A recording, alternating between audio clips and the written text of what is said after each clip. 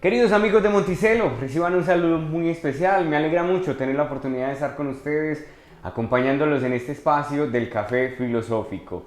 Un viernes más, una semana más que tenemos la oportunidad de reunirnos en torno a un tema muy interesante que nos va a acompañar. Para eso, nuestra maestra Tita Llano. Tita, bienvenida. Bienvenido, siempre tú en mi vida, Jorge Iván, bienvenidos con Tertulios. Cómo me alegra que me des siempre bienvenida en tu vida. ¿Y tú te sientes bienvenido en mi vida? Claro que sí, Sí, siempre me siento bienvenido por tu actitud, tu acogida. Sí. Exacto. Hace Qué un rato pues bonito. que tuvimos la oportunidad como de hablar de algunos temas. Sí. Es interesante hablar sobre eso y que me preguntes sobre la vida, sobre los hermanos. Es muy chévere. Eso hace que uno se sienta bienvenido. Yo te acojo. Mira que en había una regla en los hostales que quizá fueron los primeros hoteles. Recuerda que tenemos el café sobre la hospitalidad, que se te ocurrió ese tema tan bonito. Y seguramente vamos a tener que hablar de la Ilíada y de Homero. Entonces, los hostales de las comunidades religiosas, de los monasterios, posiblemente fueron los primeros hoteles. Me estoy inventando aquí, luego lo averiguamos. Y tenían una regla: eres responsable de la felicidad de tu huésped el tiempo que permanece en tu casa. Qué frase tan obligante. Eres responsable. Y yo veo que tú lo haces muy bien, que tú te responsabilizas siempre de mi bienestar, ¿no? Bueno, intentamos Pero que así sea. eso está muy bien, y nosotros también nos hacemos cargo de su bienestar ahí a distancia, y nos hacemos cargo también del bienestar de Sandrita, que ahorita casi que no logramos. Hola Sandrita, que Sandrita esté bien, que esté bien. Así es, exacto. Gracias Sandrita por estar aquí, gracias contertulios. Gracias Titica también por esas palabras y bienvenida, sí también, a este café, a mi vida, y todos ustedes bienvenidos a este espacio. Esperamos que disfruten mucho, una horita donde tendremos la oportunidad de reflexionar sobre este tema del día, que en lo personal es cabroso, ¿cierto? Yo te preguntaba ¿por qué ese tema? Y tú me dijiste, pues si hablamos de la verdad... Es que nos quedó falta, es que fue muy extraño que cuando hablamos de la verdad y la mentira, fue muy extraño porque no sé por qué quedó este tema. Es más, cuando hablamos de la filosofía, que tuvimos 2 cafés sobre el filosofar, se fue olvidando. Así nos pasa, por eso tu cuadernito es tan valioso, que no te pueden atracar aquí, que no puedes salir con ese cuaderno, donde nos roben ese cuaderno, que además ya es el segundo, ¿verdad? Sí, no, ¿Cuántos ya. cuadernos tendrán los contertulios? Sé de una contertulia que lleva cuaderno. Exacto, varios, un par. Yo al menos conozco un par de personas que me dicen, ya tengo mis notas, ya se me acabó, me decía una. Sí, entonces el tema del día es la duda, ¿sí? Después de esos temas de la virtud tan interesantes, pasamos a este de la duda. Sé que lo hacen mucho pensando en que hablamos de la verdad y la mentira, y nos quedó ahí, como lo acabas de decir, en el aire la duda. Entonces, vamos a profundizar en esto. Bueno, aparte que la duda sabemos que es fundamental en filosofía, ¿cierto? Entonces, qué bueno que nos sirva también para filosofar, nos sirva para pensar la vida, nos sirva para hacernos esas preguntas existenciales. Yo creo que la duda es clave. Sí. Como yo te he visto tan entusiasmado con el estoicismo, por favor escribe, que nos quede claro al final la relación de la duda, porque no fue tan accidentado. Cuando yo estaba hablando de la virtud, se me vino a la mente el asunto de esa actitud escéptica que me lleva a tener una vida virtuosa. Entonces, que no nos quede sin desarrollar, porque tú sabes que no sabemos nunca por qué caminos me voy yo. Ajá. Entonces, que esa es la espontaneidad de una conversación, nunca saber, no es una conferencia en la que yo traigo ahí un derrotero. Entonces, que nos quede bien relacionado la duda con el estoicismo del que estás tan enamorado últimamente. Que sí nos quede, porque esa actitud dubitativa, además tengo duda de que esta areta esté sonando. Yo creo que por duda seguramente me voy a quitar la areta. Creo que esta aretita ya había estado en otro programa, la aretita de Salamanca, de donde es Ortega y Gasset, de quien dudaban que Ortega y Gasset es filósofo, y Victoria Camps, que la vamos a referir ahora, dice, ¿cómo española? Pero ¿cómo no vamos a considerar a Ortega y Gasset un filósofo en esa actitud dubitativa? Periodista, ensayista. Bueno, luego hablamos de los amores de Victoria Camps respecto a la duda. Pero esa actitud dubitativa, la actitud de dudar, que la filosofía es un ejercicio de duda. Pienso, luego existo, dice René Descartes. Tenemos que tener un café sobre el cartesianismo, sobre la influencia de Descartes en el mundo actual. Y mundo actual puedo decir los últimos 100, 150 años. La influencia no positiva, la influencia nefasta. La positiva la dejamos se puede leer, es tanto lo que se habla. Hablemos de la influencia negativa del pensamiento cartesiano. Entonces, pienso, luego existo, tiene muchas contrincantes. Amo, se ha cambiado por amo, luego existo. Amo, luego existo, eso es bellísimo, ¿sí? Pero pienso, luego dudo, porque se dice, si mi existencia está dada es por mi capacidad de pensar, y la capacidad de pensar es la capacidad de dudar, que además no tienen los animales, porque los animales están determinados, los animales no dudan, los animales siguen un camino, están determinados. Recuerda que nosotros no estamos determinados ni destinados. ¿Destinado para qué? Destinado, ese fue el destino que usted construyó. Entonces, esa actitud dubitativa es propia de la filosofía. La filosofía es el ejercicio de cuestionar lo obvio de evidente, de tomar distancia, de reflexionar, desestabilizar, de dislocar. Cuestionar no es lo mismo que preguntar, ¿sí? Porque a veces se cuestiona con una cierta insatisfacción, con una cierta sospecha. Entonces esa actitud de sospecha, de estar resignificando toda la filosofía, se basa en la duda. Entonces pienso, luego dudo. Pero decir que la filosofía requiere el ejercicio de dudar, y que el ejercicio de dudar es el que me permite reflexionar mejor, argumentar mejor, es decir, es lo mismo que decir que dudar me permite filosofar, cualifica el filosofar, y un ejercicio filosofante cualificado, que no entiendo cómo será un ejercicio filosofante no cualificado, estoy creo que redundando, porque todo ejercicio filosofante es calidad en sí mismo, es un pensamiento comprometido y responsable, pues enseña a vivir, enseña a vivir. Y ahí me voy a ir de una vez con Montaigne, porque Victoria Camps, que tengo tapadito el libro que les voy a recomendar, y voy a recomendar hoy 4 libros. Que son varios, sí, exacto, pero quiero que me das el tiempo porque los quiero recomendar ya, ¿no? Porque Montaigne, que es el creador de los ensayos de Montaigne ya hablábamos, de sus amistades, él era adineradito, se pudo encerrar 22 años en su torre a escribir, ya va a decir a escribir qué, su amistad con Le Guaité, ya hablamos de Montaigne, muy lindo. Pues Victoria Camps muere por el Montaigne pero se derrite por Montaigne. Entonces, voy a recomendar ese primero, ya voy a decir por qué se derrite por Montaigne. Montaigne, a diferencia de Descartes, René Descartes está buscando la verdad, pienso luego existo, la duda metódica, el discurso del método, muy lindo libro, fácil de leer, cortito. Él está buscando la verdad para la verdad científica, y por eso nos invita a la duda metódica, que realmente es un ejercicio muy interesante, ¿cierto? Pero Montaigne duda no para buscar una verdad universal, sino la verdad interior, que lo lleva a la autognosis. Ya me voy a acercar al estoicismo y a la virtud, porque es que yo me acordé de este café, era cuando estábamos hablando del café de la virtud, cuando lo estábamos teniendo. Entonces, es muy lindo porque Montaigne, ya hemos dicho que funda ese género literario llamado ensayo, y el ensayo es un ensayo, miren qué humildad, el ensayo no es una tesis, el ensayo no es un discurso, el ensayo es una aproximación. Mucho de lo que hizo Montaigne ahí en su torre fue leer la vida, pero la vida sencilla, la vida privada, lo que él alcanzaba a leer de los grandes filósofos y quería leer ahí. Él decía la introspección, él decía Montaigne, ¿de qué me sirve ser un entendido? Escucha esto para que te caigas de la silla, por favor, te tienes que caer. ¿De qué me sirve ser un entendido así dime uno así de los grandes teólogos así, pues exquisito que tú digas, bueno, un entendido en Teresa, un entendido en un teólogo así de estos alemanes así fuertes. Rahner. Un entendido en Rahner, cuando no soy un entendido en mí mismo. Cuando no hay un entendido en mí mismo, o sea, entonces, cállate. Entonces la búsqueda de la verdad de Montaigne es una búsqueda muy diferente a la de René Descartes, porque es la búsqueda que me lleva a la autognosis, a la autorreflexión, ¿sí? Y en la autognosis la mencionamos como la virtud en Sócrates, el conocimiento de sí mismo, hablamos de estar enseñoreado, hablamos del etos, el caballo, y en el caballo hablamos de tener carácter, y eso todo es el estoicismo. La vida decente y comprometida y virtuosa es el estoicismo. Entonces, la duda, que no es el escepticismo de Pirrón, de los sofistas, el agnosticismo, no. Es un escepticismo antes de actuar, es lo que recomienda Montaigne. O sea, no me quedo sin actuar, sino que quedo dislocado, y ahí dislocado ubicado, más ubicado, menos ubicado, eso sí, actúe, ¿sí?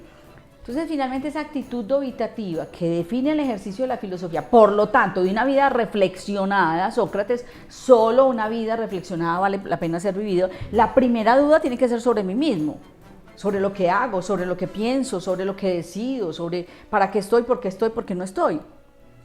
Entonces, decir que tener una actitud dubitativa es, volvamos al estoicismo, para así tejer mucho los cafés. Me gusta cuando hacemos una urdimbre, una trama y todo que hay imbricado para volver al café del estoicismo, como que bonito cuando nos hacemos propaganda nosotros mismos de otros cafés. Exactamente. Pero le debemos pues vayan y los vean. Pero le debemos a una contertulia. El café sobre la obediencia parece que no está con el nombre de obediencia, lo tenemos que buscar. Sí. Debe estar bajo el nombre, si nos está escuchando la contertulia, norma y libertad o norma, que fue un tema también, como tú sabes, que yo lo agarro así en contra. Yo me acuerdo que ese año yo estaba muy obsesionada con el tema de la desobediencia, que yo no la he agarrado solo con el narciso, que yo tengo, a mí me patina el coco así por unas modas, me dan unas modas, ¿cierto? Entonces yo me acuerdo que en esa época estaba muy obsesionada por el asunto de la obediencia, entonces puede estar ahí.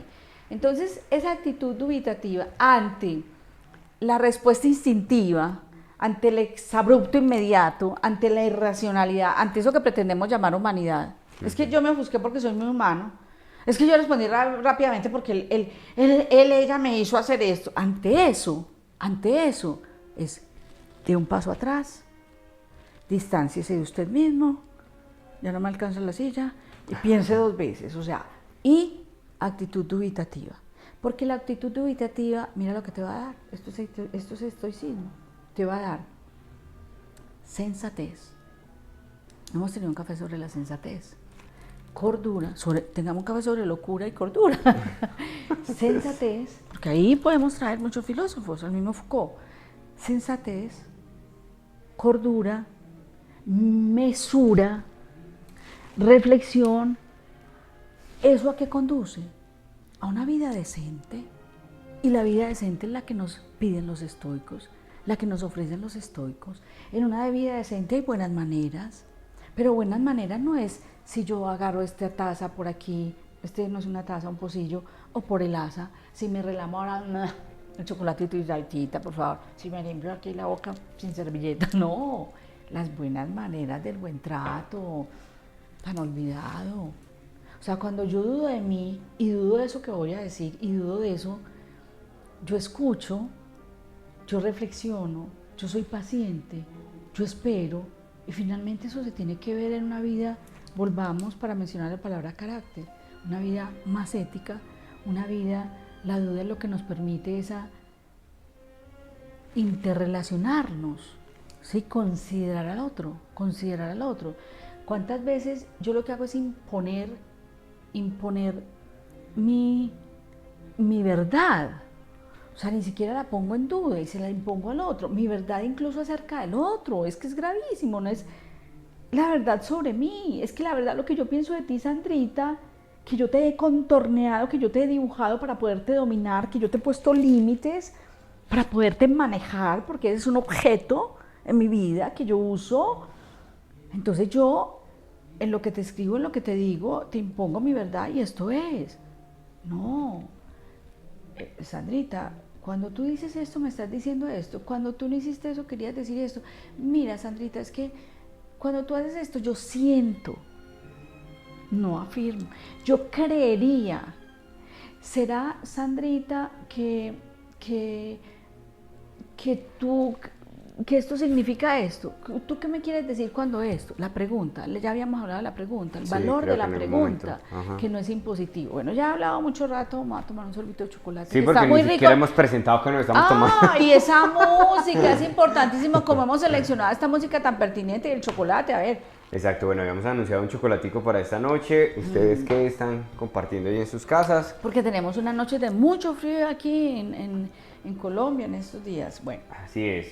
Estamos escuchando algo, no nos habíamos metido por este género, era obligatorio.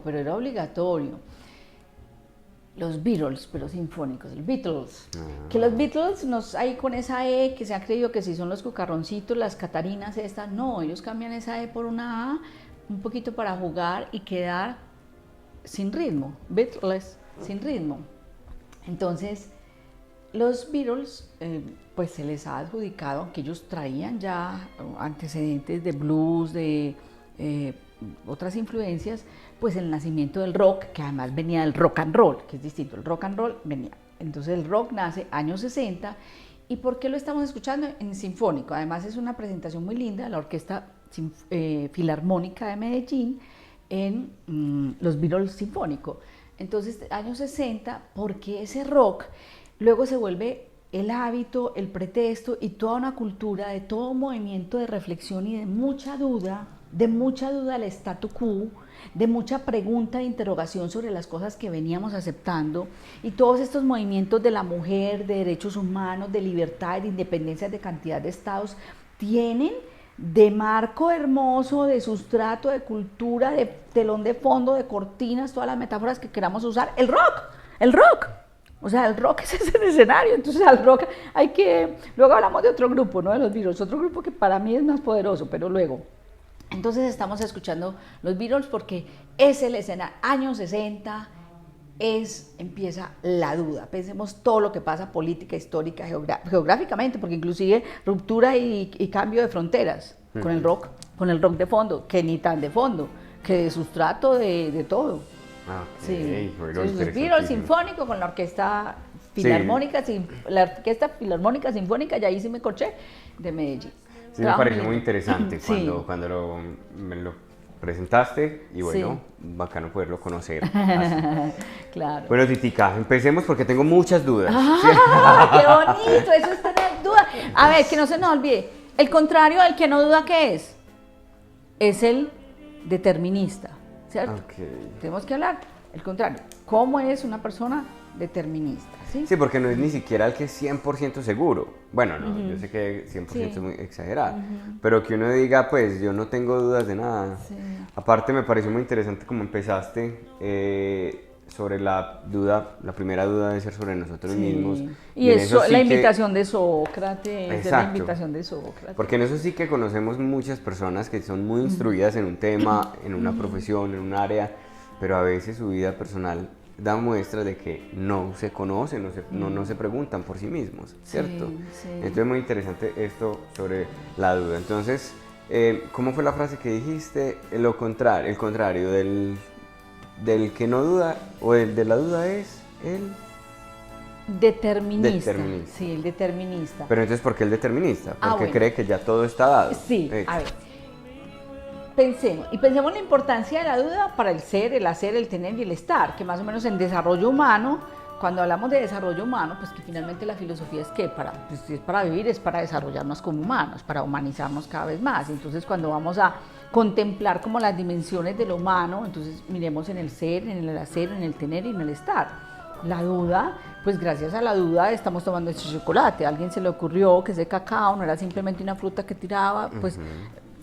La duda porque todo el statu quo, la duda, toda la tecnología, la ciencia, la civilización es el fruto del asombro, ya lo habíamos hablado en el café de la filosofía, es el fruto del asombro y el cuestionamiento de lo obvio y evidente.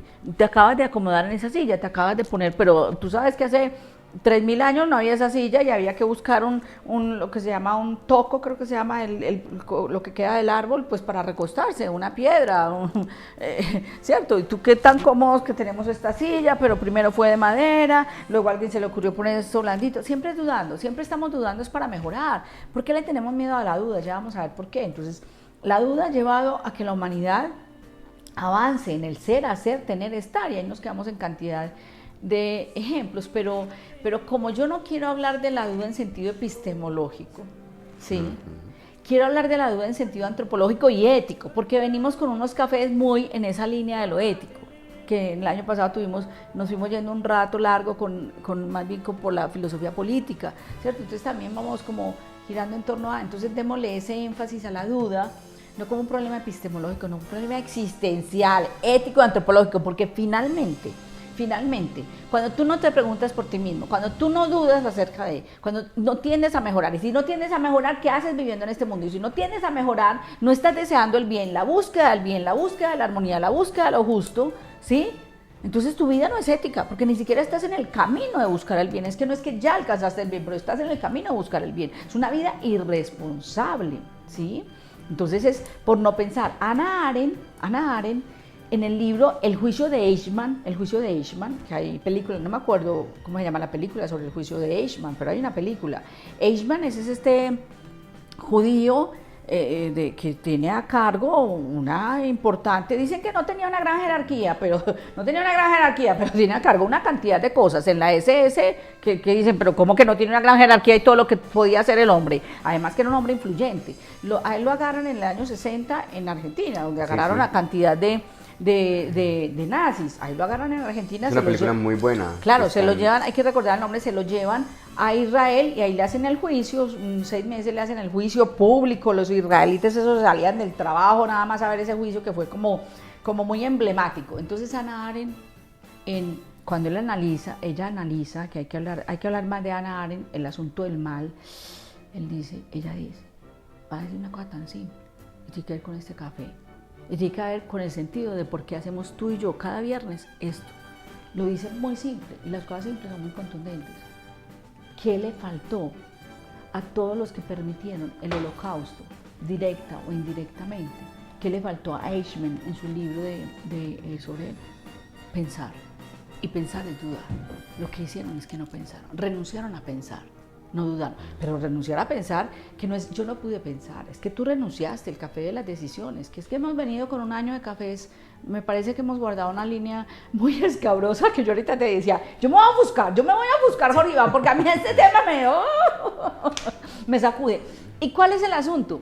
¿Por qué renuncio a pensar? Es que renunciaste a pensar, una cosa es la inteligencia, otra es el pensamiento, que cuánta gente inteligente renuncia a pensar. Erich Fromm, que hemos hablado mucho de Erich Fromm en El arte de amar, pero creo que vamos a tener que, ¿me recuerdas? Voy a recomendar de una vez el libro. También sabemos que a Erich Fromm se le lee tan fácil El miedo a la libertad. Entonces, ¿por qué renunciamos a pensar? Porque no quiero ejercer la libertad. Todo esto es para hablar del determinista, ¿no? Sí. Porque no quiero pensar. Porque si yo ejerzo mi libertad y pienso, puedo quedar solo. Puedo estar inseguro. ¿Será que sí? ¿Será que no? ¿Será que me equivoco? Tengo que hacerme responsable de mi elección, de mi decisión, y tengo que dar cuenta de ella. Entonces el autogobierno, no, eso es mucho esfuerzo, es muy difícil. Vea, café de la norma y la obediencia, mejor obedecer, que otro se equivoque, mejor obedecer, que la obediencia es una virtud en esa situación, que la obediencia es una cualidad, ni riesgos. Busquemos el café de la norma y la obediencia, no es ninguna cualidad, es un defecto, que por obediencia se han cometido crímenes de lesa humanidad, que por obediencia hacemos una defensa en nuestra propia vida. Hace rato no hablas de la norma. Fíjate que ahorita saco el narciso. Ahorita tiene que salir el narciso. Yo me encargaré de eso. Yo estoy haciendo un trabajo, por otro lado, estoy recabando una información en una investigación, no sé qué. Y ayer aprovechaba una reunión de amigos y aprovechaba uno de los temas de la investigación, la poligamia en Occidente, que no podemos entender en Oriente. La poligamia entendida, hubo modelos fundados con el hipismo de los años 60, un modelo llamado pareja abierta, unas cosas así, que estamos en Occidente, que en Occidente es un país monogámico, es una cultura monogámica. Entonces, sobre la poligamia, entonces yo aproveché que había hombres en esa reunión y yo no voy a desaprovechar esto, pues para lo otro serio que tengo que hacer, y yo no voy a desaprovechar, entonces dancé algo así, y entonces una amiga apoyó, pregúntale a tal, que ha sido una infiel, pregúntale a tal, y yo, ¡ay, qué maravilla! Entonces llegaban y muy serios, muy respetuosos, esos varones muy generosos, además hablando, explicaban, cuando llegué y dice uno, no, pues porque yo quería que me dieran razones, me decían, no, es que no piensan, es que ese hombre no piensa. ¿Yo qué? No. Pues casi que auguró que mi trabajo de investigación era muy difícil porque los varones no iban a poder dar cuenta de su conducta infiel o poligámica porque no piensan. ¿Yo qué?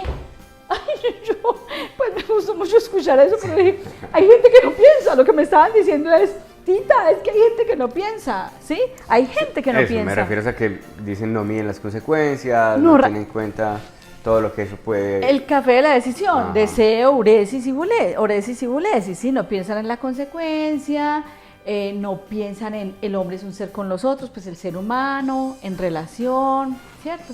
Bueno, entonces, el determinista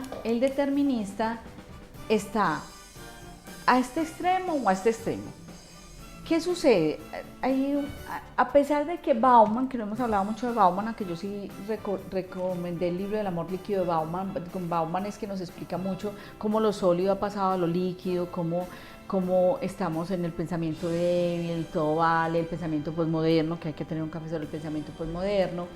Entonces, a pesar de que hay eso, a pesar de que hay ese escepticismo, y ojo que también se dice, todo eso es para explicar el determinista, se dice, no es que no hay verdades, es mi verdad y tu verdad. ¿Qué? ¿Que no hay verdades? ¿Qué es mi verdad y tu verdad? No, para empezar a ver, queridos contertulios y con Iván, y no estamos hablando del dogma de la religión, estamos hablando de la vida, que en la vida sí hay verdades, que claro que hay verdad. La gente cuando dice, no, es que la verdad no existe, pero la mía sí. Yo creo que la mayoría de la gente que dice la verdad no existe, pero la mía sí. O sea, la verdad no existe para decir que tu verdad no existe, pero la mía sí. No, si la verdad no existe, ni siquiera la tuya existe. Que es un exabrupto, que la verdad sí existe, lo que pasa es que hay que ir a por ella, como dicen los españoles, hay que construirla, hay que sentarse, hay que dialogarla, que muchas verdades son constructos sociales, obviamente, ¿sí? Y la verdad se construye con la palabra. Dice Cicerón, no hay diálogo, no hay discusión en la palabra que él usa, pero lo podemos extender a diálogo. No hay diálogo sin confrontación. Como no nos gusta la confrontación, el narciso, el ególatra, el egocéntrico, que solo se mira a sí mismo, no quiere la confrontación porque lo disloca, porque le da inseguridad, porque le recuerda su infancia en el que cree que no fue amado, porque necesariamente la infancia de un narciso no fue que no lo amaron, es que a veces él o ella pues creen que no lo amaron. Entonces, esa confrontación lo devuelve a la inseguridad, ¿cierto? Entonces, todo tirano, todo déspota es un ególatra y egocéntrico.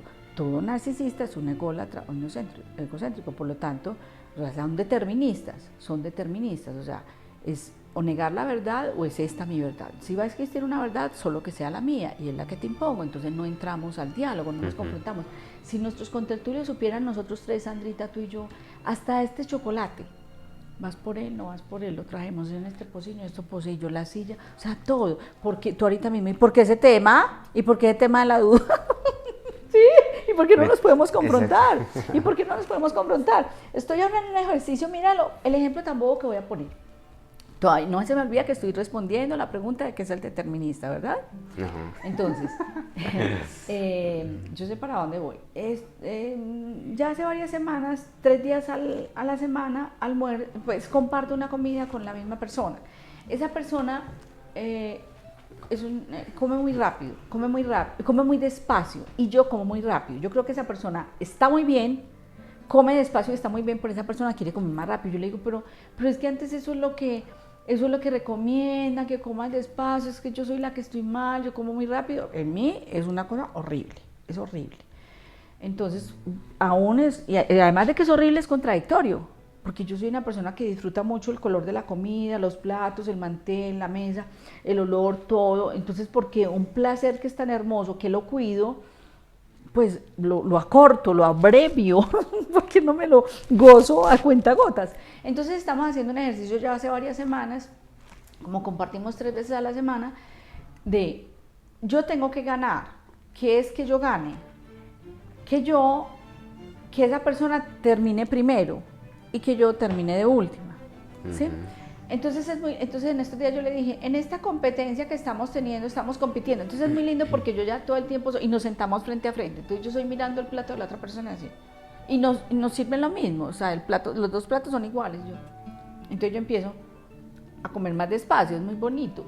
Y me voy regulando. Entonces yo le dije, en esta competencia que tenemos, y la persona llega y me corrige, no es una competencia. Yo le dije, sí, es una competencia muy bonita, o sea, es una confrontación.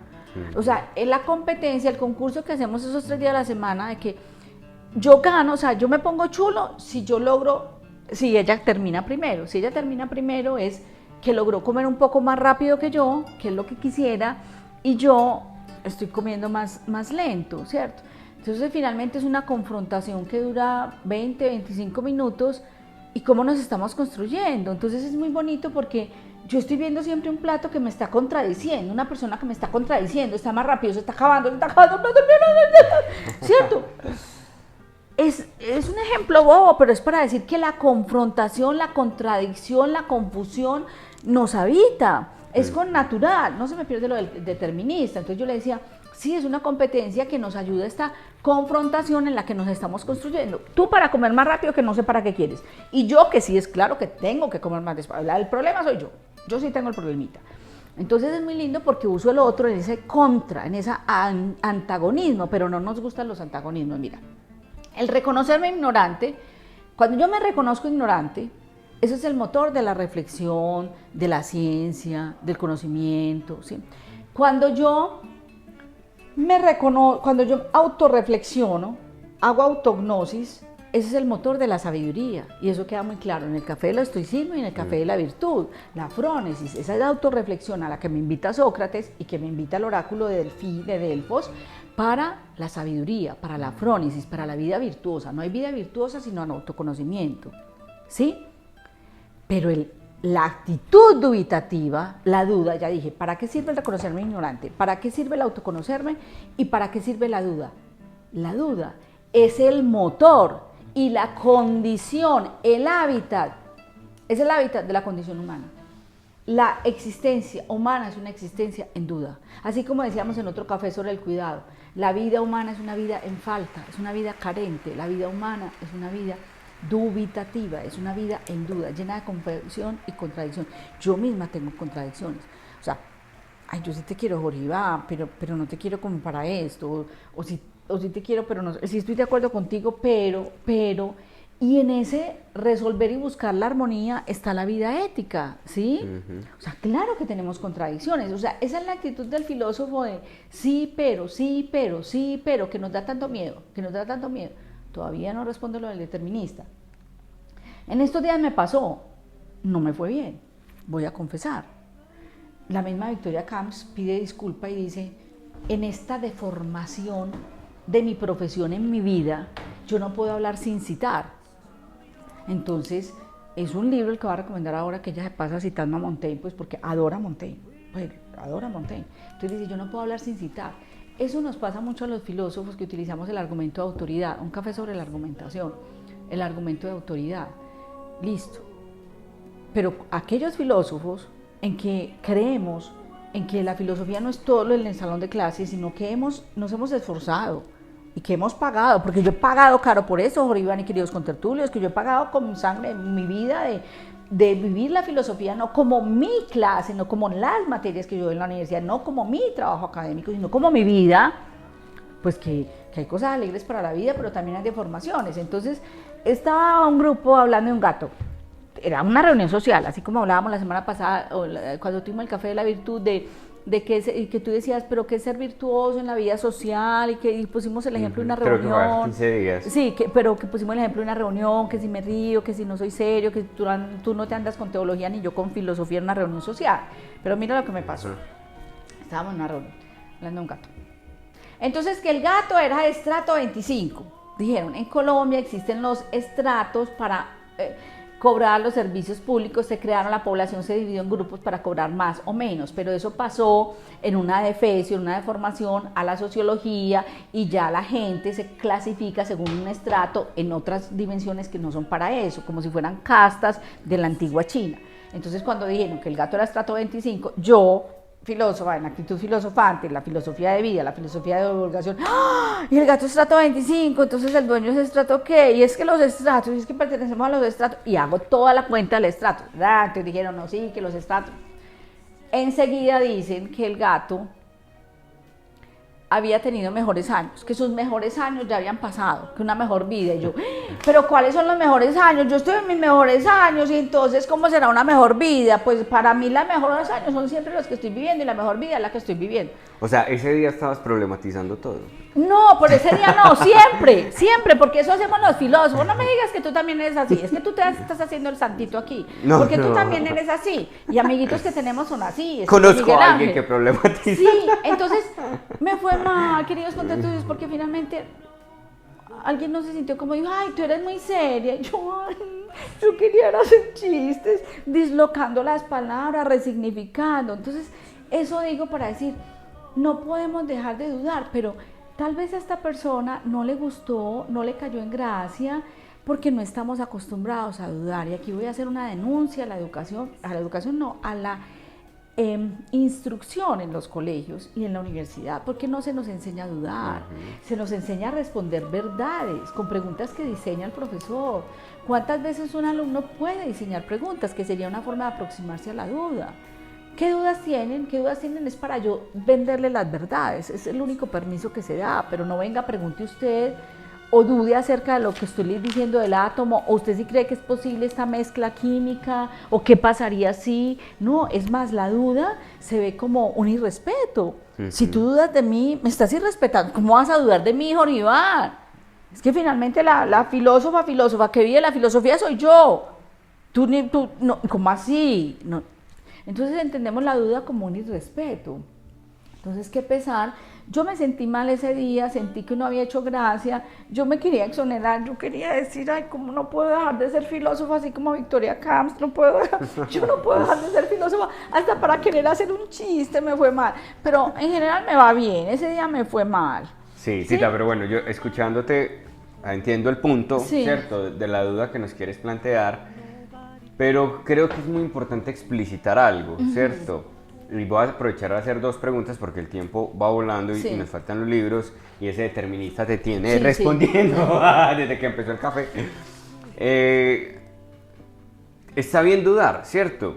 Pero ¿cuál es el problema con los escépticos? ¿Cierto? Entonces el escepticismo. Bueno, entonces primero, respondamos. Listo. Y segundo, lo hago de una vez para que te presiones ahí un tris. Hay una expresión que yo la he también reacomodado, porque pues en nuestro lenguaje común y juvenil la decíamos mucho, el que piensa pierde, ¿cierto? Pero pues era como que la persona, yo la reacomodé diciendo, el que duda pierde, que es muy distinto.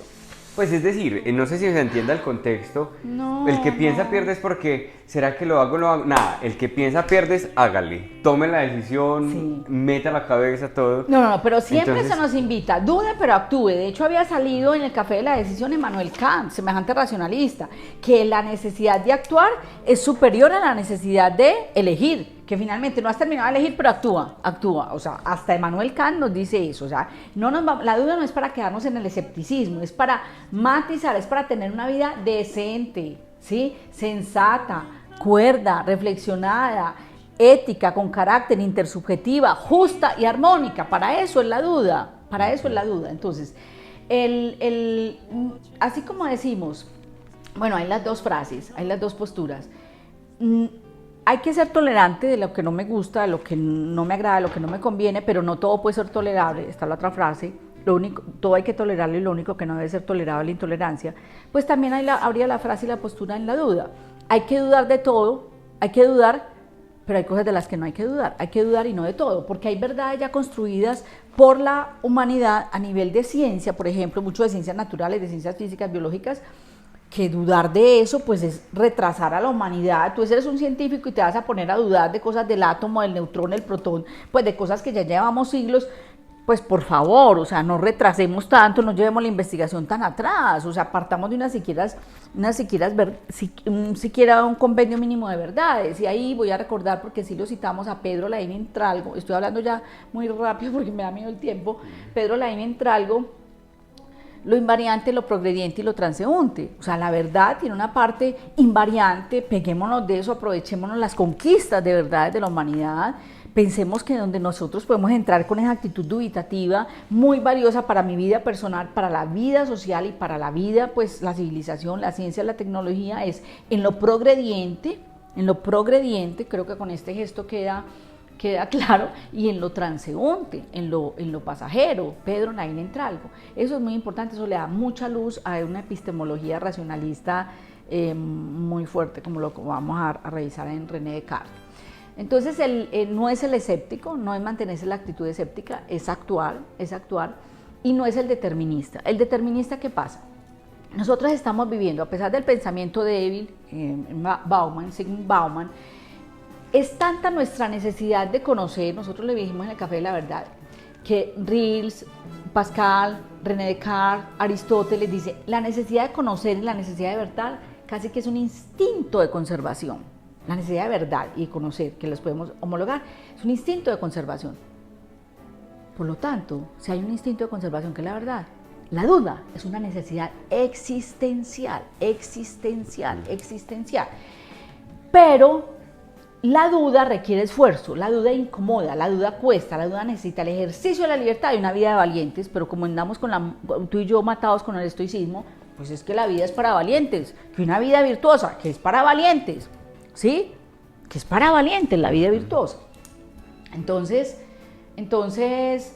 el determinista no ejerce la libertad, el determinista, hay dos extremos. Nosotros somos de una vida de me gusta, no me gusta, varón, mujer, negro, blanco, izquierda, derecha. ¿No vas a votar por el de izquierda ahora el 13 de marzo, Jorge Iván? No. Entonces tú eres de derecha.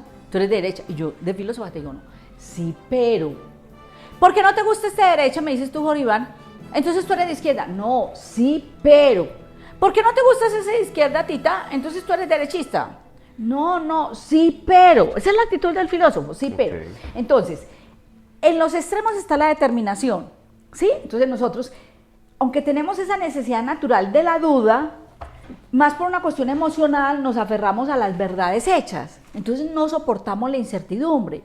Por eso estamos leyendo más libros de esa palabra que tú y yo no vamos a decir, libros que dicen cómo vivir, viva así, haga esto, si usted le pasa esto, libros que enseñan a vivir que libros de filosofía. Todos esos libros que enseñan a vivir pueden ser reemplazados por todos los 2300 años de filosofía escrita que llevamos, porque en filosofía llevamos muchos más, de filosofía escrita, ¿sí? Los podíamos reemplazar. Entonces, están estos dos extremos del determinismo. Ahí está seguro el determinista, ahí está seguro. Ahí está buen recaudo de los que han decidido. Aquí en la mitad es el mundo de los matices. Aquí en la mitad es el gris. Aquí está el blanco y el negro. Aquí yo rotulo, aquí yo estereotipo, aquí no me equivoco. Porque vienen esos estereotipos además del tiempo, que por mucho tiempo se han dado. Entonces yo ahí estoy seguro. El determinista es uno. Entonces yo he renunciado a mi libertad. Yo soy un cobarde, yo soy un pusilánime. Ayer cuando salió eso, fue ayer en esa conversación que yo estaba preguntando sobre la poligamia, y me dicen, los varones, porque fue un varón el que dijo, es que no piensan, Tita, como quien dice, no pidas tanto, es que son infieles y polígamos, pero no piensan.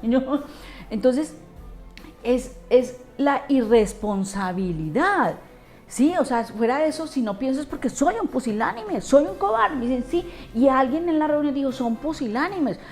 ¿Cómo así que es? O sea, Jorge Iván, usted fuera infiel es un pusilánime. No se ha atrevido. Fuera infiel tiene la valentía para ser infiel, pero no la valentía para pensar su vida. No, yo quedé plop en esa reunión. Plop, era una reunión social, no era académica, ¿sí? Entonces, aquí en la mitad están los matices. Aquí en la mitad no hay contornos.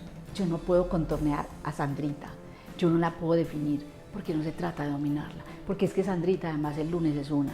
Jorge Iván el martes es otro, y Jorge Iván en la reunión de parejas es una, y en la reunión con sus compañeros, frailes, hermanos, es otra. Entonces yo no lo puedo, a mí se me sale la dominación. Entonces para el narcisista, el tirano, el ególatra, el egocéntrico, el cobarde, estar aquí en la mitad es ejercer la libertad, estar aquí en la mitad es un gesto generoso de que lo otro es posible, de que la pregunta se requiere, de que es la construcción de la verdad con el otro. No, ¿cuál construcción de la verdad? Yo soy determinado, yo soy el que la detento, yo soy un tirano, yo soy un narciso, ombligocéntrico, el mundo es a mi medida, no existen sino los extremos, y ahí está la dominación. Y un optimismo ingenuo en el que yo me aferro, o sea, está tan el pusilánime como el tirano, ¿cierto? Que el tirano de alguna manera tiene cierta cobardía. Entonces, ahí yo requiero el esfuerzo de mi libertad, abrirme al otro, escuchar al otro. Es que en la duda está el diálogo, la escucha, el respeto, la paciencia. Todo eso nos lleva sino a una vida decente. Ya logré contestar.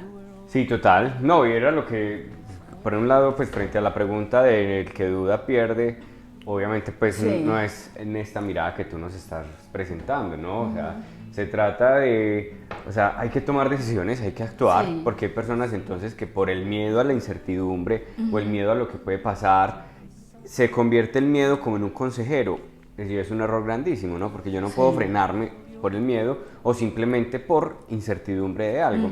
Hay personas que dicen, yo no tomo una decisión trascendental en mi vida por el miedo, por la incertidumbre. ¿Cierto? Entonces, yo creo que no se trata de eso, se trata de saber incluso dudar, pero dudar es para hacerse las preguntas que después me lleven a obrar correctamente, pues, o asertivamente. Y en la duda siempre cabe el otro. Entonces, obviamente que una actitud dubitativa en mi vida lleva a una convivencia más civilizada, a la construcción de intersubjetividad, por lo tanto a una vida armónica en que están todas estas cosas medias, estos matices entre el negro y el blanco. Si es armónica es más justa, por lo tanto es más humanizante. Finalmente, aprender a dudar es aprender a vivir. Exacto, y eso lo quiero resaltar, aprender a dudar es aprender a vivir. Incluso muy pocos profesores lo hacían, pues lo hicieron conmigo ya, que tú mencionabas que no se enseña a Cuando dudar. yo fui profesora tuya sí lo hice. Exactamente, yo creo que fuiste tú, ahora que me acuerdo.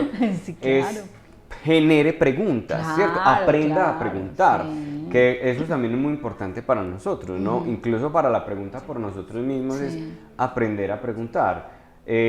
Porque bueno, una de las respuestas que nosotros más utilizamos es no sé. Tita, ¿qué te pasa? No sé. ¿Por qué estás así? No sé.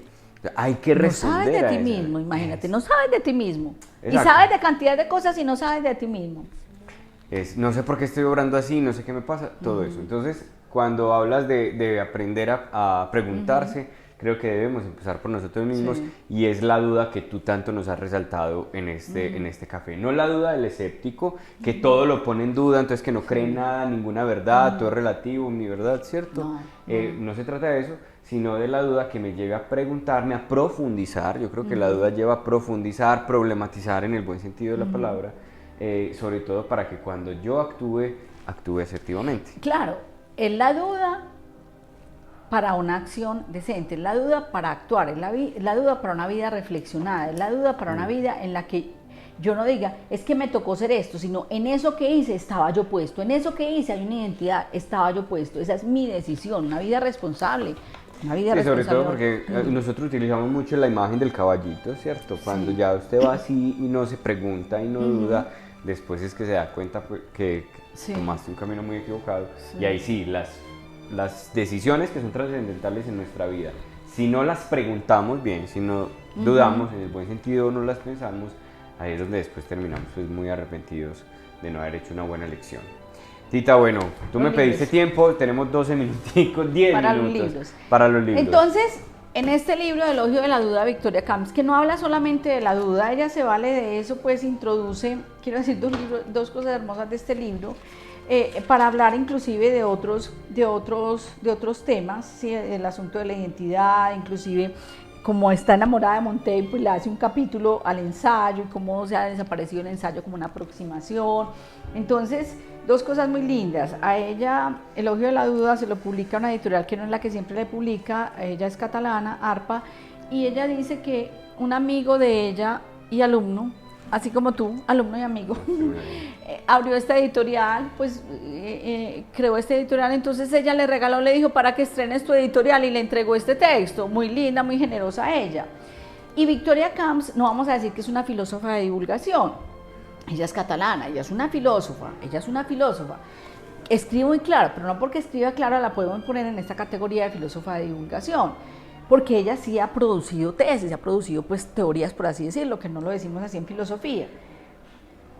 Entonces yo digo, si esta mujer recomienda en su libro Elogio de la Duda, este libro que yo ya le había recomendado, yo dije, no, ya voy a decir, gran favor que nos hace, pero como esta filósofa dura, en el buen sentido de la palabra, dura, seria, está recomendando un libro de filosofía de la divulgación, que es muy bello, que era, cuando hablamos de Montaigne, no me acuerdo varias veces, de Sarah Beckwell, ¿sí?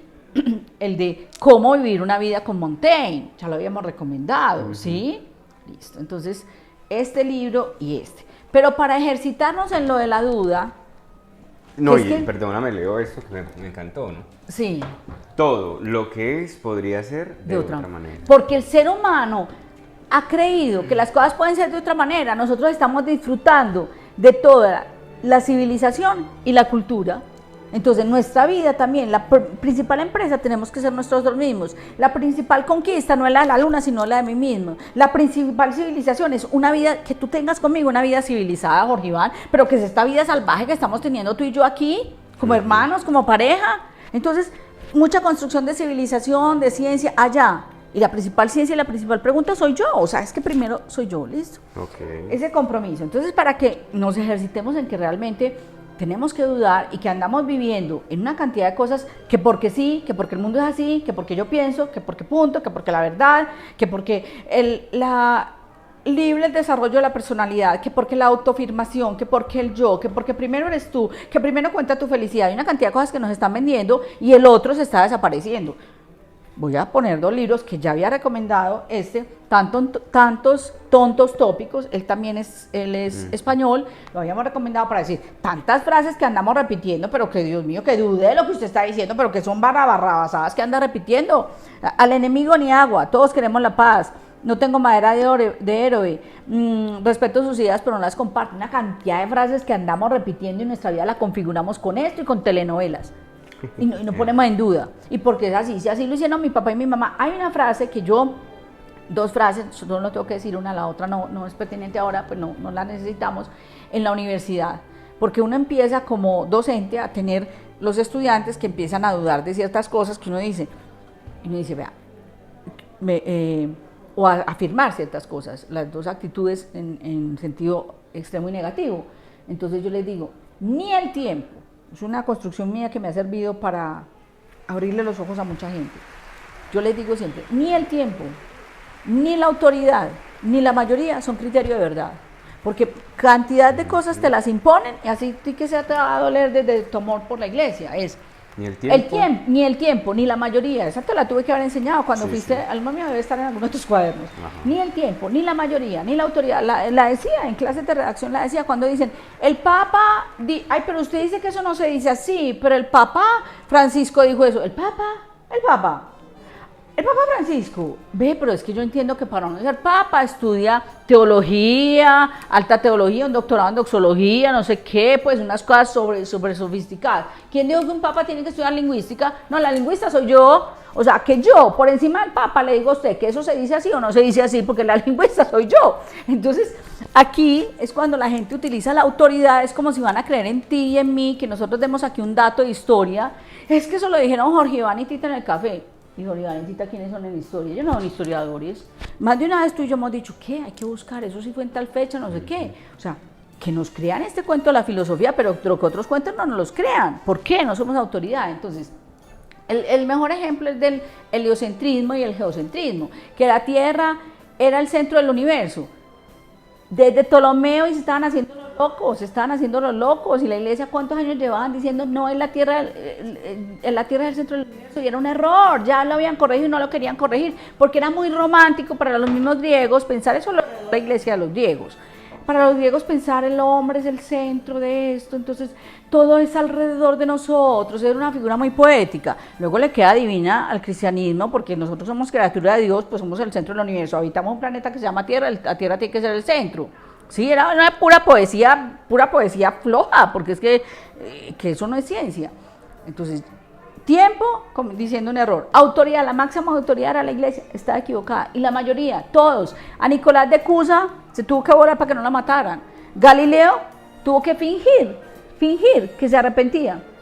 Sí, se arrepintió, le dijo a la Inquisición, a la Santa Inquisición lo que quería. Y aquí Pasito, me gusta decir eso apócrifo, porque eso apócrifo no sé si es verdad, dijo, y sin embargo se mueve, como que lleva, yo a ustedes les digo lo que quieren que digan, pero yo aquí vea, Y a Giordano Bruno, mi favorito, lo quemaron, y fue el Papa Juan Pablo II el que fue y pidió perdón en nombre de todos los católicos a la tumba, que yo decía, esta cosa convertida en polvo, y pidiendo, bueno, menos mal que pidió perdón, por favor Giordano Bruno, te matamos, pero perdónanos que no teníamos que haber matado. Entonces, ni el tiempo, ni la autoridad, ni la mayoría son criterio de verdad.